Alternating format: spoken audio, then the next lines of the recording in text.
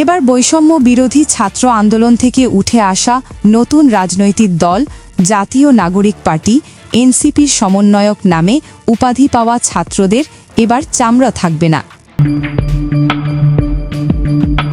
BNP মানেই আওয়ামী লীগ, আওয়ামী লীগ মানেই BNP. এই ত্রয়োদশ জাতীয় সংসদ নির্বাচনের ফলাফল ঘোষণা হওয়ার পরপরই যেখানে বিপুল ভোটে জিতে যাওয়ার সম্ভাবনা ছিল জামাতের, সেখানে এই বাংলাদেশ জামায়াতে ইসলামী নামক দলটি একবারে অকল্পনীয়ভাবে নির্বাচনে হেরেছে।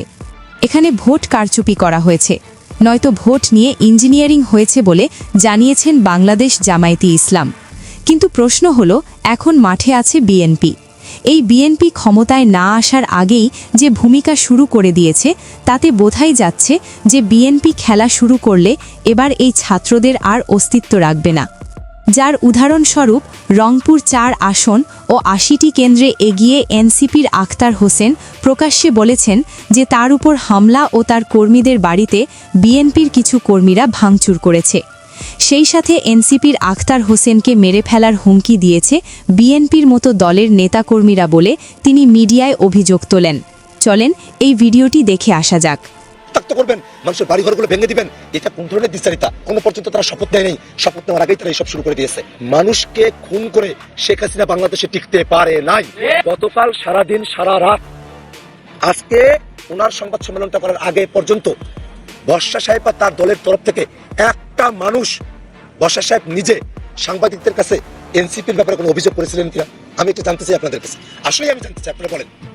সংবাদ সম্মেলনে বলেছেন বিএনপির হাইকমান্ডের নির্দেশে আজকে এখানে অস্থিতিশীল পরিবেশ তৈরি করার জন্য এই কাউনিয়াপির কাছে হারা গাছের মানুষকে, যেহেতু তারা তাকে ভোট দেয় নাই, তাদের প্রতি প্রতিশোধ নেওয়ার জন্য আজকে তারা এই ধরনের কর্মকাণ্ড শুরু করেছে। শুধু তাই নয়, বিএনপিকে দেশ থেকে নিশ্চিহ্ন করে দেওয়ার হুমকি দেওয়া ঢাকা ৮ আসন থেকে লড়াই করা এনসিপির নাসিরউদ্দিন পাটোয়ারি একটি লাইভে এসে বলেন, আমাকে শেষ করে দেওয়ার হুমকি দিচ্ছে বিএনপির নেতাকর্মীরা। শুধু তাই নয়, মির্জা আব্বাসের কিছু কর্মী রয়েছে যারা চায় আমাকে শেষ করে দিতে। আমি একজন এদেশের সাধারণ নাগরিক। আমরা যারা জুলাই আন্দোলন করেছি তারা আজ আন্দোলন না করলে এই মির্জা আব্বাস থেকে শুরু করে বিএনপির বর্তমান চেয়ারম্যান জনাব তারেক রহমান সহ কেউ হয়তোবা বাইরে অথবা কেউ জেল হাজতে থাকত। আজ আমাদের কারণে এই নতুন দেশের স্বপ্ন দেখছে এই জাতি। কিন্তু মির্জা আব্বাসের মতো একজন চাঁদাবাজকে ঢাকা ৮ আসনের ভোটার আর চায় না। লাইভে পাটোয়ারি আরও বলেন, আমি ঢাকা ৮ আসনে গিয়েছি, সাধারণ মানুষের সাথে কথা বলেছি। সেখানকার ভোটাররা নতুন রাজনীতি দেখতে চায়, তারা আর আগের রাজনীতিতে ফিরে যেতে চায় না। কিন্তু ঢাকা ৮ আসন নিয়ে ভোট গণনার সময় যে কারচুপি করা হয়েছে তা এই জাতি দেখেছে। এভাবে ক্ষমতায় বসা গেলেও সেখানে বেশি দিন টিকে থাকা যায় না বলে সেই লাইভে জানিয়েছেন ঢাকা ৮ আসন থেকে লড়াই করা প্রার্থী নাসিরউদ্দিন পাটোয়ারি। এছাড়াও বিএনপি ক্ষমতায় বসার আগেই চাঁদাবাজি শুরু করেছেন বলে অভিযোগ তোলেন একজন বাসের কন্ডাক্টর। সেই চাঁদাবাজকে হাতে নাতে ধরে সেখানেই পিঠারি দিয়েছেন স্থানীয়রা বলে সেই ভিডিও ফুটেজে উঠে এসেছে।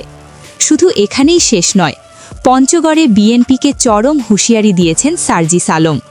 সার্জিস আলমের এমন হুঁশিয়ারি ঘিরে জানা যায়, একটি ছোট ছেলে সার্জিস আলমের শাপলাকলি প্রতীকের ব্যাচ বুকে নিয়ে এলাকায় ঘুরে বেড়ানোর কারণে পঞ্চগড়ের বিএনপির নেতাকর্মীরা সেই ছোট ছেলেটিকে মারধর করেন বিএনপির কর্মীরা, যা দেখে কঠিনভাবে হুঁশিয়ারি দিয়েছেন এই সার্জিস আলম।